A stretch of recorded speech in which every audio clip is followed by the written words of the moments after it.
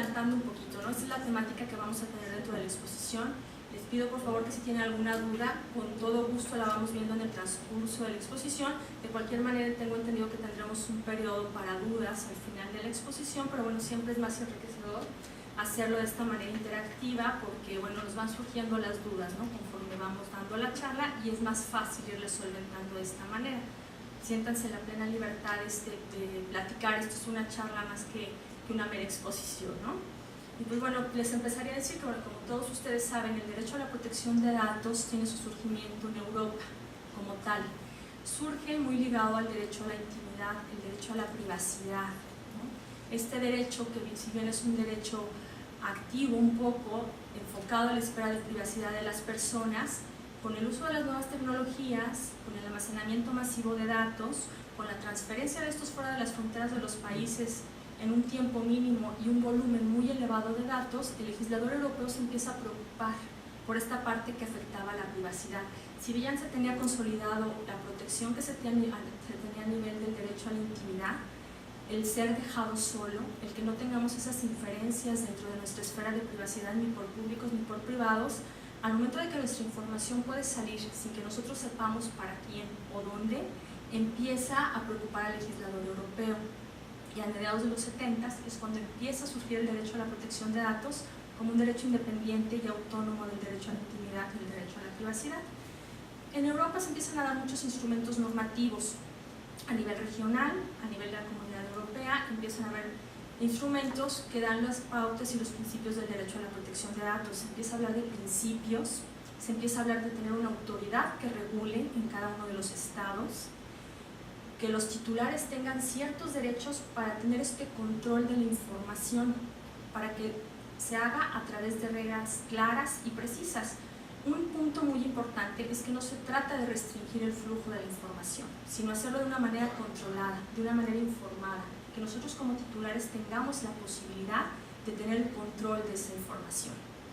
Muchos de los instrumentos, las directivas 945 es una de las más importantes porque ya centra la mayoría de los principios, establece los derechos, establece una autoridad en cada uno de los estados, es reconocido a nivel de la Comunidad Europea. Muchísimas gracias. Le vamos a adelantar un poquito porque ya es más o menos lo que les he venido platicando en cuanto al contenido de la exposición. Si pasamos a la siguiente, por favor. Y bueno, los antecedentes del derecho, que es en la parte en la que estamos, si podemos adelantar un poquito.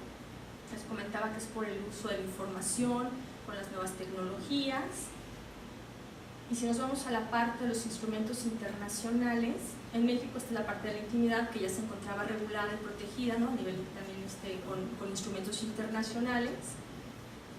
Y bueno, en Europa empiezan a tener nuevos instrumentos en los que ya se tiene las especificaciones del contenido del derecho, ¿no? Si podemos pasar a las siguientes, que vamos un poquito ya desfasados, ¿no? Si te pasan, sí, por favor. Para que vean un poquito, estos son algunos de los instrumentos internacionales que se fueron dando. Como ven, es a partir de 1968 se empiezan a dar ya este tipo de instrumentos, la normatividad empieza a ser más robusta en cuanto a la protección de datos personales. Si podemos pasar a la siguiente. Y bueno, finalmente tenemos el convenio 108 de la Carta de los Derechos Fundamentales en Europa, que también le da esta consistencia ya como derecho fundamental. Todos estos son, si les podemos pasar a la siguiente, todos estos son instrumentos a nivel internacional que cubren el derecho a la protección de datos. Dentro de los últimos que tenemos son los estándares internacionales de privacidad. Estos se dan a nivel ya internacional. México ya participa como país activo y lo que se trata de hacer es hacer esquemas a nivel nacionales que sean iguales para unificar el derecho a la protección de datos. Si pasamos a la siguiente, por favor. Y pues bueno, uno de los instrumentos más importantes también es una sentencia del Tribunal Constitucional Federal Alemán, que en 1983 declara inconstitucionales ciertos artículos de la ley de censo por considerarlos precisamente que contravenían contra la privacidad de las personas. La información que se pedía era muchísima más de la que se necesitaba realmente para una ley de censos. Esta sentencia que les platico es importante porque se empieza a acuñar esta terminología del derecho a la autodeterminación informativa, que no es otra cosa. Si pasamos a la siguiente, por favor, que no es otra cosa lo que le da el contenido al derecho, que es que todos necesitamos y todos tenemos el derecho de decidir a quién le pasamos nuestra información, saber quién la tiene, qué tipo de tratamiento está efectuado, podernos oponer en consecuencia a la misma, si así lo requiriéramos y así proceda, y es lo que se conoce como el derecho a la autodeterminación informativa. A partir de aquí, si pasamos a la siguiente, muchas gracias. Bueno, se conforma el derecho a la protección de datos, que es cómo y de qué manera recaban y utilizan la información personal, ¿no? La normatividad mexicana retoma mucho de la normatividad europea, prácticamente está basada un poco en todos estos principios y derechos y de la consistencia que se da. En Latinoamérica, países como Argentina, Colombia, Chile, empiezan a tener lo que es el habeas data, que es más bien a nivel procesal, pero son mecanismos también suficientes para la protección de la información personal.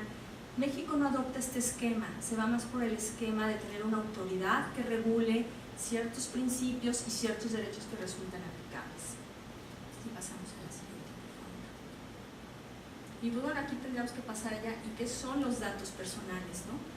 Y bueno, como ustedes saben, los datos personales refieren a toda información concerniente a una persona física, identificada o identificable. Y estos tipos de componentes son importantes porque el derecho a la protección en algunos regímenes abarca a personas morales. Este régimen en especial únicamente refiere a información de personas físicas que puedan ser identificables. ¿Cómo puede ser identificable una persona? Pues bueno, a través de toda aquella información que refiera a su naturaleza, ya sea física, jurídica, ideológica, creencias, que a través de la misma pueda hacer que esa persona llegue a ser identificable. Es ahí cuando hablamos de protección de datos personales. Por ejemplo, en los archivos hay una estructura, hay un orden a través del cual podemos llegar a la información de ciertas personas. Pero no, la idea de la protección de datos no es proteger a los datos que se encuentren aislados, ¿no? Si yo, por ejemplo, aquí digo un dato de alguien, un nombre, una referencia, puede que esté contraveniendo otro tipo de derechos, ¿no? El derecho a la intimidad, el derecho al buen nombre, pero no propiamente el derecho a la protección de datos, porque esos tienen que estar estructurados en una base de datos, tienen que ser susceptibles de tratamiento para que podamos hablar de esta protección. Por eso la definición, si bien recordamos en principio, la Ley Federal de Transparencia tenía una definición un poco amplia de lo que eran los datos personales y refería a ejemplos, ¿no? Tales como domicilio, teléfono. Esto llegó a crear un poco de inconsistencias porque dentro de esa definición no abarcaba ni siquiera el nombre, que es como el dato principal de identificación, ¿no? No lo contemplaba, aún dentro del instituto hubo ciertas controversias o criterios en los que consideraban que entonces el nombre no tendría que ser considerado un dato personal al no haberse incluido dentro de esta definición. Sin embargo, por eso se pensó, y también a nivel internacional, dentro de una definición en la que abarcara los elementos necesarios para que toda aquella información que refiere a una persona física que la haga identificable pueda ser considerado como un dato personal. Si pasamos a la siguiente, sí.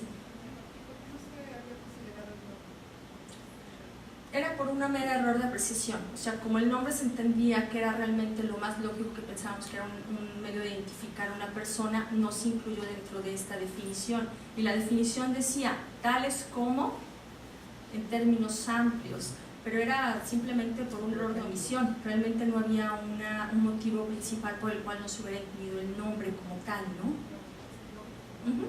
Exactamente, y ese es el elemento que nos da. Ahora estamos hablando de un nombre completo, ¿no? Un nombre propio, porque si yo digo, empiezo a decir Araceli, puede que haya más Aracelis o haya más Marías, pero si empiezo a dar información, Araceli Pantoja, que trabaja en el IFAI, de tantos años, ¿no?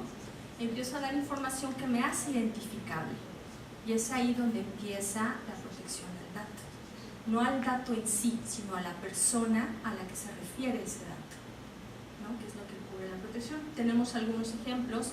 Tenemos datos de identificación, datos patrimoniales, de salud, datos biométricos, datos íntimos. Estos datos íntimos, si podemos pasar a la primera, son los datos que se le consideran datos sensibles, porque refieren a aspectos particulares de la persona, refieren a circunstancias que pueden suscribir a aspectos privados, tales como preferencias sexuales, creencias religiosas, información genética, afiliación sindical, todo este tipo de información que refiere a la esfera más privada de las personas. Y este tipo de datos reviste una protección esencial y principal, y más en medidas de seguridad, ¿no? Tendremos que tener protecciones, vamos a verlo más adelante, un poco más robustas al referirnos a este tipo de información. Si podemos pasar, ¿sí? Como bien he venido platicando, pues bueno, he referido a ciertos tipos de definiciones que conforman el derecho a la protección. Dentro del derecho a la protección, pues hablamos del titular, que era lo que les comentaba, la persona física a la que refiere la información. En nuestro régimen están excluidas las personas morales, hablamos únicamente de personas físicas. Hablamos de sistemas de datos o de bases de datos personales. Esto es en dónde se encuentra estructurado, lo que ya han venido hablando de lo que les interesa en esta parte, ¿no? Los archivos, en dónde se encuentran estructuradas estas bases de datos, si bien son en soporte físico, si son en soporte electrónico, que permitan un parámetro de búsqueda y tratamiento del dato personal. Y aquí pasamos a esta otra definición, tratamiento. ¿Qué entendemos por tratamiento en términos de la Ley de Protección de Datos? Pues bueno, es todas aquellas acciones que permitan usar, almacenar, capturar, explotar, guardar y hacer un uso de la información. Ahí estamos hablando de tratamiento de datos personales. Sí. Respecto de los sistemas de datos personales, ¿se han cuestionado que también es un sistema de archivo? Sí, claro. Sí, claro. De hecho, a nivel federal, bueno, lo que son las normas que aplican a las dependencias y entidades, el IFAI ha dictado una serie de lineamientos en cuanto a archivos, que van muy empatados en cuanto a la conservación que se habla en materia de protección de datos. Como vamos a ver ahorita más adelante, van muy ligados al principio de calidad. También para el ejercicio de los derechos. Para que un ciudadano, cualquiera de nosotros, pueda hacer un ejercicio de un derecho de acceso, tenemos que tener un archivo estructurado de tal manera que permita el tratamiento de ese dato y permita la ubicación del dato a través de un parámetro de búsqueda. También va muy ligado con los periodos de conservación. Estamos hablando, lo vamos a ver más adelante, al hablar del principio de calidad tenemos que establecer periodos de conservación.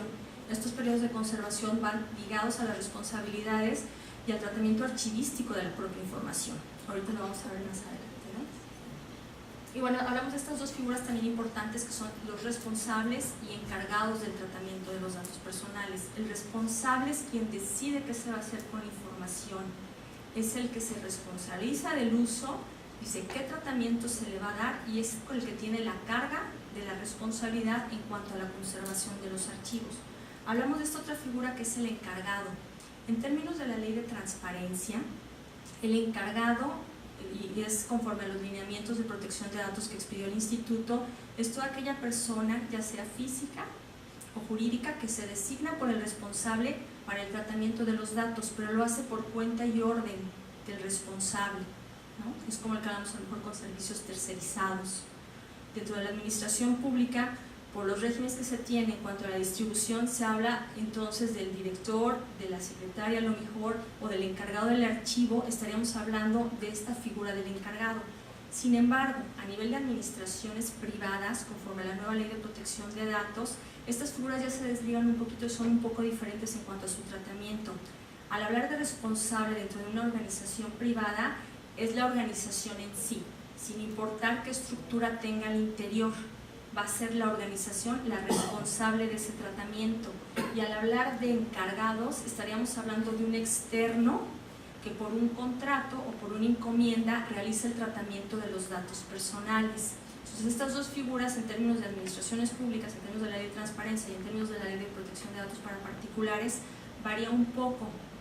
La Ley de Transparencia, ahorita les voy a comentar, está en un periodo, bueno, se encuentra con un proyecto de reforma dentro de la Cámara de Origen, pasó a la Cámara Revisora, que ahorita es la Cámara de Diputados, y no han sido aprobadas todas estas reformas, pero lo que se busca es precisamente homologar los términos, tanto para la Ley de Transparencia como para la Ley de Particulares, porque se tiene que tener las mismas cosas, las mismas definiciones, las mismas normatividades para que el derecho sea homogéneo, ¿no? Pero bueno, estas dos figuras siguen siendo importantes.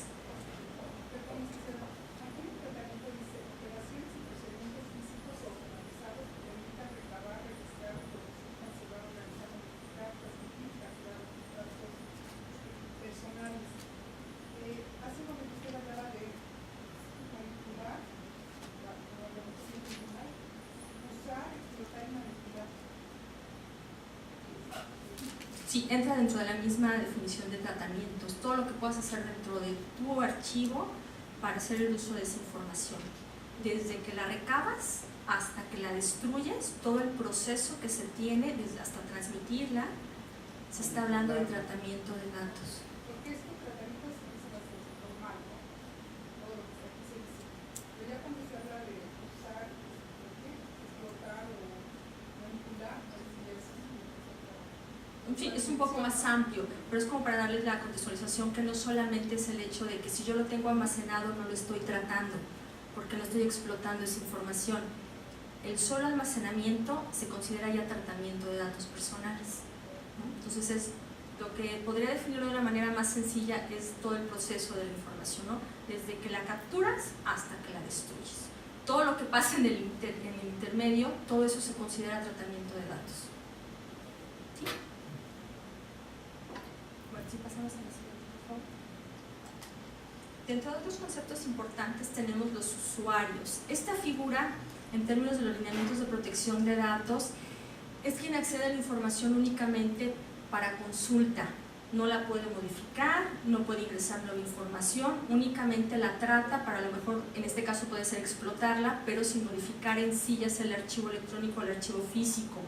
Nuevamente, la Ley de Protección de Datos para particulares no contempla esta figura, porque a nivel internacional es lo que se ha venido como que siendo más fácil para el manejo de la información. Únicamente manejar la figura de responsable, la organización en general, sin importar los grados de responsabilidad que tenga al interior, sigue siendo responsable en términos generales.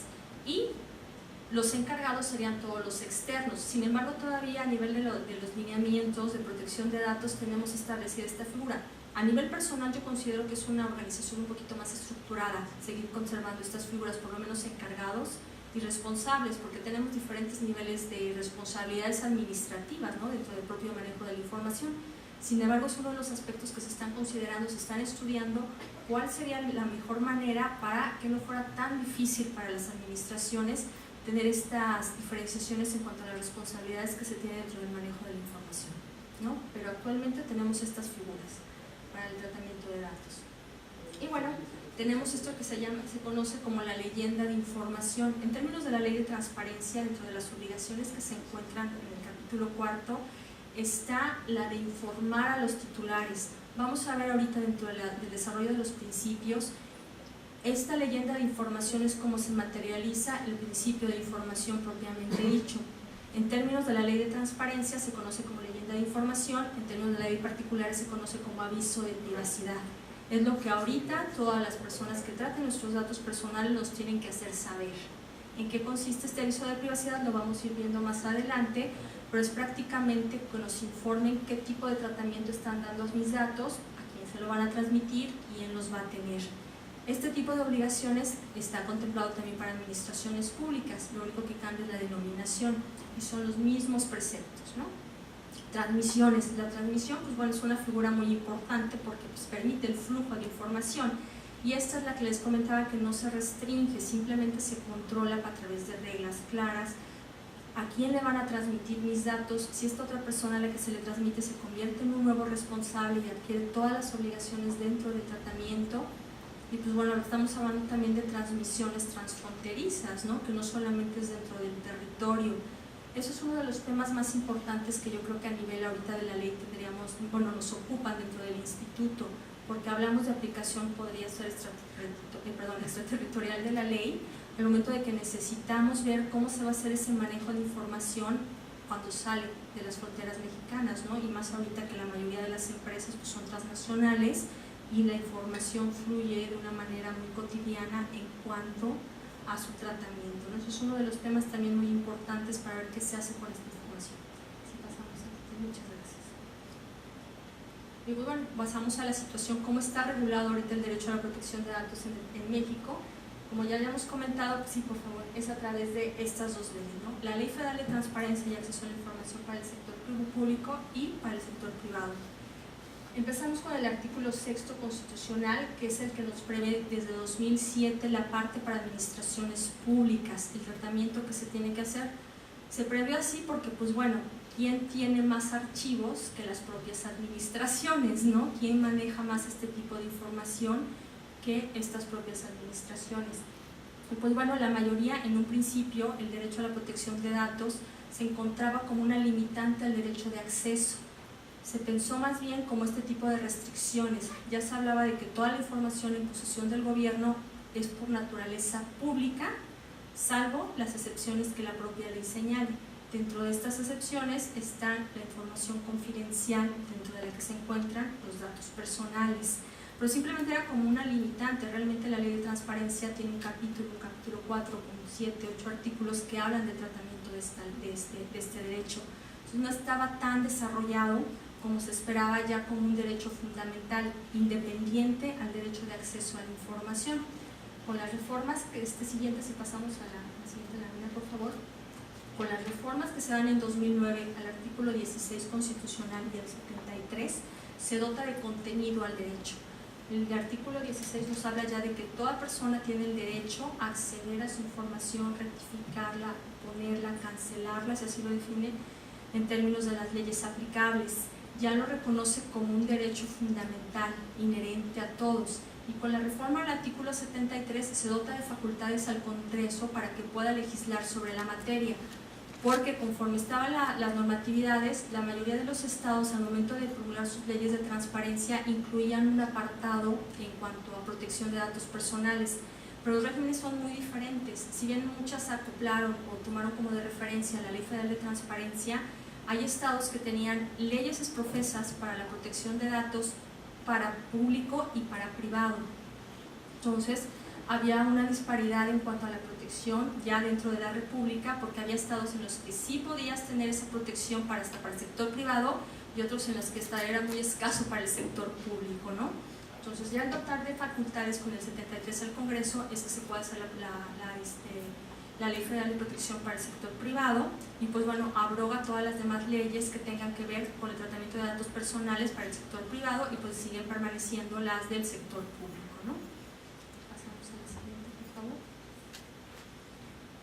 Y pues bueno, así tenemos un esquema en la que ya el sector público y el sector privado tienen un régimen de protección de datos personales, y con esto la pinza se cierra, porque ya tendríamos la protección en cualquier base de datos que esté en poder, ya sea de entes públicos o de entes privados, y lo que se trata es de que sea homogéneo. Como les decía, la ley de transparencia es muy escasa, es muy poca la regulación que tiene para la protección de datos personales. Lo que ha hecho el instituto es emitir este tipo de lineamientos que complementan lo que dice la ley, ya habla de los principios. En términos de la ley de transparencia, únicamente tenemos el ejercicio de dos derechos, el derecho de acceso y el derecho de cancelación, de rectificación, perdón. Y en términos de la ley de protección de datos para particulares, pues sí contempla el ejercicio ya de los 4 derechos que ahorita vamos a ver. Perdón, a continuación, sí pasamos, por favor. Como les decía, la ley de transparencia, pues bueno, nada más contemplaba en el capítulo 4 este régimen de protección con esos artículos en los que resulta un poco escaso para un derecho tan amplio, para un derecho tan técnico que necesita tener todas estas especificidades en cuanto a cómo se va a conservar la información, qué principios se tienen que cumplir. Como le comentaba, lo que hizo el instituto fue emitir este tipo de lineamientos que complementan a la ley. Se contemplan la mayoría de los principios a los que hace referencia las normatividades internacionales. Se configura un poco más lo que son los derechos de acceso y rectificación en cuanto a la información. Se le da la estructura de cómo pueden ejercerse estos derechos dentro de las administraciones públicas a nivel federal, qué tipo de tratamientos tienen que tener, cómo pueden acceder a este tipo de tratamientos, por una salvedad muy importante. La Ley Federal de Transparencia para acceder a la información pública no habla de tener algún requisito. Cualquiera puede acceder sin tener que comprobar algún interés jurídico. Al momento de que nosotros queramos acceder a nuestros datos personales, tenemos que acreditar nuestra titularidad. Nadie puede acceder a nuestra información salvo nosotros mismos o nuestro representante legal. Entonces tuvieron que dar los elementos necesarios y las técnicas de cómo poder acceder a esa información para hacerlo fácil a los ciudadanos, que no fuera de una manera tan burocrática y compleja en poder acceder a su información. Uno de los aspectos importantes que tiene ya la ley de transparencia es que podemos acceder ya al expediente clínico. Antes de esta ley, nosotros no teníamos el derecho de acceder a nuestro propio expediente clínico, porque era considerado como parte, en términos de la normatividad que rige la conformación de los expedientes clínicos, era considerado como parte del propio laboratorio, del hospital.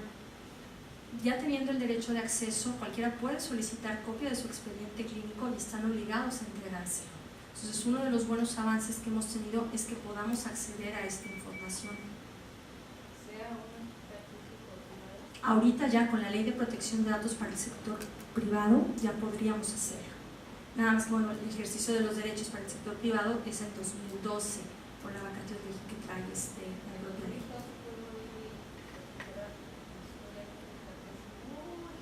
No es recuperarla, les entregan una copia de la misma, así, de su expediente clínico, del expediente clínico. Claro que sí, porque realmente nos evita nuevos exámenes, ¿no? Costos innecesarios, algún tipo de una segunda opinión, que realmente son de las partes en las que sí favorece este tipo de ejercicio. Esto que les estoy comentando ya aplica para el sector privado, para el sector público. ISSSTE, IMSS, todas las instituciones federales puede uno acceder a su expediente clínico. Era precisamente lo que faltaba esta parte para el sector privado, porque estábamos muchos, ¿no? Podríamos ejercerlo ante el ISSSTE, pero si voy al Hospital Los Ángeles, me lo negaban, porque no había ninguna normatividad que previera el que yo pudiera acceder a esa información, ¿no? Ahorita vamos a ver un poquito más en cuanto al ejercicio de los derechos, estos derechos también de oposición. Este derecho de oposición únicamente lo podemos ejercer a través de los listados. Ahorita vamos a ver un poco lo del REUS, lo del CONDUCEF, ¿no? Cómo podemos ya oponernos a que nos lleguen esas llamadas incómodas, ¿no? De publicidad, ofreciéndonos tarjetas de crédito. Sí hay cuestiones muy importantes que es como les comentaba, es un poco en cuanto a cultura, que nosotros también exijamos este tipo de derechos, que lo podamos exigir al momento de que me recaben esta información, ¿no? Y que bueno, sea un poquito más difundido a qué puedo acceder ya con este tipo de derecho. Si podemos pasar a la siguiente. Y bueno, lo que comentábamos ahorita, ya con la publicación de la Ley Federal de Protección de Datos en Poder de Particulares, va a aplicar en toda la República. Los sujetos regulados son todas aquellas personas físicas o morales que en el ámbito privado realicen el tratamiento de datos personales, salvo dos excepciones que marca el artículo 2 de la ley, que son las sociedades de información crediticia, que son los que conocemos como burós de crédito, y todas aquellas actividades que se lleven a cabo dentro del ámbito privado de una persona, como puede ser la agenda personal, las fotos que tomemos en una fiesta, el video que se tome en una fiesta, el propio Facebook cuando se suscribe únicamente a una persona física, ¿no? En el ámbito de sus amigos. Todas ese tipo de actividades son las que se encuentran excluidas de la ley. De ahí en fuera, ¿no? Y creo que es algo un poco lógico, ¿no? De ahí en fuera todas las actividades que realicen las personas físicas o morales que traten datos personales están obligadas ya a cumplir con este régimen, a respetar principios, a permitir el ejercicio de derechos, a rendir cuentas de cómo manejan esas bases de datos personales, a tener medidas de seguridad, ¿no? Adecuadas para esta protección. Si podemos pasar a la siguiente. Las generalidades dentro de esta ley, es lo que les comentaba, es una ley realmente de vanguardia porque acoge muchos de los principios de la Comunidad Europea y también de la OCDE. La OCDE realmente les preocupa mucho el flujo de información por el ámbito comercial. Entonces, lo que se buscó también al hacer esta ley es no impedir el flujo comercial, permitir ser amigable también para las personas que se dedican dentro de sus actividades comerciales, pero como les comentaba, sí con ciertos principios, sí respetando ciertas reglas, ¿no? Realmente es una ley de vanguardia porque a nivel Latinoamérica nadie cubre el derecho de la protección de datos conjugando estos dos esquemas. Argentina, que son de los países que tiene más avanzado su régimen de protección de datos con el habeas data, de hecho es uno de los países que tiene esta certificación en cuanto a la Comunidad Europea de considerarlo un país de protección de datos adecuado y que el flujo de datos entre la Comunidad Europea y este país puede efectuarse sin que haya un convenio con las empresas, que es parte de lo que México ahorita busca. Su ley no es tan robusta como la de nosotros, no es tan amigable con las empresas. Se buscó un esquema en el que facilitar el flujo de información a través de un consentimiento tácito para el manejo de cierta información, y metiéndole un poquito la cancha en cuanto al manejo de información sensible o datos patrimoniales, ¿no? Como ahorita podemos ver un poquito más adelante. Y pues bueno, como le contaba, los sujetos regulados es toda aquella información, bancos, ¿no? Telcel, Walmart, hospitales, desde la tiendita de la esquina que me recaba a lo mejor mis datos para que me lleve un tipo de pedidos, hasta las grandes empresas comerciales como Walmart, ¿no? Que maneja una cantidad de información. Sí. Ustedes van a ser los controladores de toda la información del país respecto de datos personales. Somos bueno, el IFAI es la autoridad garante a nivel regional. Sin embargo, la ley también contempla a las autoridades reguladoras, que son las autoridades por sectores territoriales, salud, ¿no? Educación, que se va a trabajar en coadyuvancia con ellos para poder hacer normatividades más robustas, para poder hacer este tipo de verificaciones o certificaciones en cuanto a empresas que cumplan con estas cualidades de tener un buen régimen de protección de datos. Pero en cuanto a garantizar el ejercicio de los derechos, el IFAI va a ser la autoridad garante a nivel nacional. Entonces, si una persona, un responsable, no nos quiere hacer el ejercicio de algún tipo de derechos, podemos acudir ante el IFAI, ¿no? Como autoridad revisora. Sí. ¿No está planteada la coordinación con las otras entidades de acceso a información en los estados? Se está planteando, pero a nivel de coadyuvancia, en cuanto a que puedan prestar instalaciones para facilitar a lo mejor un módulo de atención, pero del propio IFAI. Claro. Del propio IFAI, o sea, sí se busca, de hecho se estaba buscando en esquemas, bien con Profeco, que son las que tienen como que mayores unidades dentro de toda la República, y también se contempla, una de las partes más robustas es esta con las autoridades en cuanto a protección de datos a nivel estatal, porque pues bueno, también es difundir este tipo de derechos, ¿no? Y quién mejor que las autoridades dentro de los propios estados, pero es en cuanto a coadyuvancia, porque de cualquier manera el que tendría que resolver de un recurso de revisión o de un procedimiento de protección de derechos tendría que ser el propio IFAI. Que lo veían a nivel de cobertura, básicamente como lo dices sí. Tú, a nivel de cobertura. En cuanto a oficinas, sí, que puedan presentarse las solicitudes, porque uno de los grandes retos que tiene ahorita el IFAI es precisamente esta reestructura. Tiene que abarcar a nivel nacional, tiene que permitir el ejercicio del derecho en todas las comunidades de la República. Entonces sí es un gran reto porque se tiene que abarcar muchísimo, y una de las partes es estar con los estados en coadyuvancia únicamente. Pues bueno, en esta parte vamos a hablar ya de los principios en sí y de los derechos. ¿En qué consisten los principios? Los principios que tenemos aquí son los que dotan de contenido al derecho a la protección de datos. Y pasamos a la siguiente, porque creo que en esta no se ven tan bien, ¿verdad? Por los colorcitos. Ahí va más o menos. ¿Verdad? Sí, bueno, aquí los vamos a ir explicando uno por uno. En resumidas cuentas, hablamos de principios de licitud, finalidad, proporcionalidad, seguridad, que son aquellos que permiten hacer que el tratamiento de los datos sea adecuado. Uno de los principales es el principio de licitud. En términos de la ley de transparencia, hablamos del principio de licitud y se traduce en que solamente se pueden tratar los datos personales en base a las atribuciones legales conferidas a las dependencias o entidades o las autoridades de gobierno, en este caso como otros sujetos regulados, que la propia ley les permita. Esta parte de licitud se cuenta un poquito, no tanto modulada, pero sí es un poco diferente en cuanto a la aplicación para el sector privado, porque para el sector privado hablamos de licitud en cuanto a que el trato sea lícito y sea leal, que las acciones que se lleven a cabo sean conforme a lo que nosotros nos hayan dicho. Si a mí me recabaron los datos para una finalidad, se espera una expectativa razonable en cuanto al cumplimiento de esa finalidad. Pero para administraciones privadas, para administraciones públicas, el principio de licitud se vuelve la piedra angular del tratamiento, porque no pueden hacer nada más de aquello que las propias normas les confieran. Entonces, las finalidades para el tratamiento van muy ligadas a este principio de licitud, a diferencia del sector privado.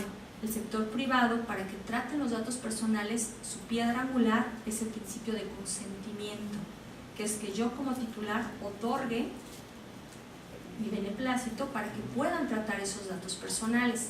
A diferencia de la administración privada, este principio de consentimiento realmente no se encuentra regulado por la propia ley. Se exceptúa el consentimiento para las transmisiones, pero no propiamente para el tratamiento de datos personales. Por esta parte, porque se tiene considerado que la normatividad ya te está habilitando legalmente para hacer ese tratamiento de datos, ¿no? Por ejemplo, los hospitales, pues bueno, tengo que tratar los datos para dar el tratamiento médico. Por ejemplo, Segov, en cuanto a la cédula de identidad, tengo que tratar los datos para dotar de una cédula a los ciudadanos y reconocer o autenticar ese derecho a la identidad. Pero la propia norma ya le está dando esta habilitación, no necesita tener mi consentimiento para hacerlo. Por ejemplo, Hacienda tiene que tratar los datos personales para el pago de impuestos, cobro, etcétera. No tengo que tener yo el consentimiento para dárselos o oponerme a que Hacienda me pida mi información para que yo haga el pago de impuestos, ¿no? Es ahí donde viene la licitud como piedra angular del tratamiento, le da esa legitimación para hacerlo. ¿Sí podemos pasar a la siguiente? Finalidad. El principio de finalidad lo que nos habla es que el tratamiento tiene que estar basado en finalidades explícitas, determinadas y legítimas. ¿Qué quiere decir esto? Que me tienen que decir específicamente para qué quieren mi información. Y una finalidad determinada y legítima que esté ligada con una facultad en términos de administraciones públicas, ¿no? Para privados prácticamente es lo mismo, me tienes que decir para qué quieres tratar mi dato personal. Si es para que yo tenga un contrato de prestación de servicios contigo, únicamente lo vas a utilizar para esa finalidad explícita, determinada y legítima. ¿Sí? Y podemos pasar a la siguiente. Proporcionalidad. Lo que nos dice el principio de proporcionalidad es que los datos personales deben de ser los mínimos necesarios para cumplir con la finalidad que se busca. No deben de ser excesivos y no me deben de pedir más allá de la información que justifique el tratamiento que se está dando. Va muy ligado con la finalidad y a su vez con la licitud. Si yo quiero, por ejemplo, abrir una cuenta de crédito, únicamente me vas a pedir la información que sea necesaria para ese contrato, no mi preferencia sexual, no mi estado de salud. Eso es a lo que habla el principio de proporcionalidad. Para administraciones públicas va también muy ligado a la normatividad aplicable. ¿Qué es lo que me está diciendo la norma? Que son los datos que tengo que requerir mínimos para que pueda cumplir con la finalidad que la propia norma me está estableciendo, son los mínimos que tengo que llegar a recabar. Un ejemplo de esto, por ejemplo, es, hicimos un análisis en el IFAI en cuanto a la aplicación del proyecto de cédula de identidad por parte de Segov. En este proyecto, como bien saben, la Secretaría de Gobernación quiere capturar las huellas, ¿no? El iris, entre todos los demás datos de identificación. Parte de las recomendaciones que se vio con la Segov es precisamente esto: justifícame que todos esos datos que estás solicitando sean los estrictamente necesarios para cumplir con la finalidad, que es la identificación y acreditación fehaciente de la identidad de cada una de las personas que habitan el país, ¿no? Lo que tuvo que hacer la Secretaría de Gobernación es justificar a través de un informe, ¿no?, detallado el por qué requiere el iris, por qué requiere las 10 huellas más todos los datos de identificación. Esto es como que un ejemplo un poco más robusto, ¿no?, porque estamos hablando ya de un cumplimiento, una norma en específico por parte de una autoridad que está legitimada para hacerlo, pero no porque esté legitimada para hacerlo me puede pedir cualquier tipo de información, como mi ADN. No hay mejor prueba que me pueda ser identificable que mi propio ADN, pero esto en términos sería excesivo para la finalidad que se está buscando, ¿no? Entonces, al momento de requerir las 10 huellas con tu iris, justifica un poco el hecho de que puedas hacer acreditable a una persona en cuanto a duplicidades o en cuanto a robo de identidad, ¿no? Perdón, no me El mismo caso está con la FIE que está sacando. De hecho, es lo que están diciendo. Están recabando todos los datos. De hecho, a mí me quedaba la duda cuando empezaron con esta historia de si verdaderamente esa información se va a quedar dentro de Hacienda, la va a cuidar alguien más o se va a compartir con ellos. Sí, lo que pasa con estas dependencias, dentro de este mismo esquema de la conformación del Registro Nacional de Población que está haciendo Segov, Hacienda, el ISSSTE y todas las dependencias que hagan como un enrolamiento de personas se vuelven dependencias registradoras en términos de los lineamientos que sacó la propia Secretaría de Gobernación. ¿Qué quiere decir esto? Aprovecha los propios medios que tiene el Estado, por ejemplo, en caso de Hacienda, que recabas información para tu fin en cuanto al cumplimiento de las disposiciones que tienes en Hacienda.